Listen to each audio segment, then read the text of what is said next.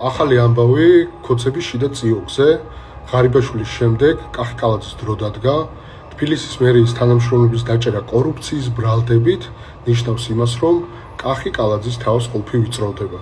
გახსოვთ ალბათ ლევან ხაბეიშვილი გეუბნებოდათ, რომ ბიძინა ივანიშვილი კრედიტ სუისის გაყინული თანხის ნაწილის ამოღებას სწორედ კახიკალაძისგან ცდილობდა. მას გადანაწილებაც გაუკეთა კონკრეტული თანხის, რომელიც თურმე კალაძეს დაურღვევია. დედლაინი არ შეასრულა, ფული დროულად არ მიიტანა და ახლა მას ციხე ემუქრება. ან მოუწევს გაქცევა.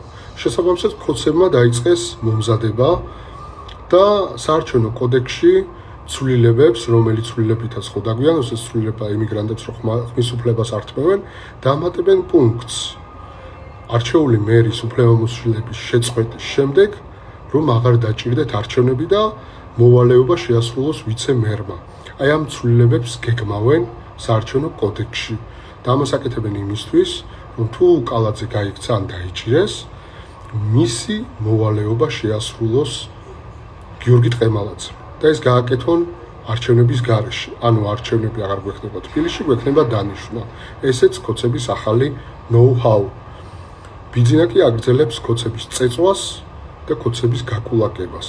მეტის ღირსნი ხართ, ვინც ახლა ქოცებში ხართ. თქვენ თვითონ აწერთ თქვენივე განაჩენს ხელს. და რა ვიცი, ჩვენ ამაში ბიძინა ივანიშვილს ნამდვილად არ შევუშლით ხელს.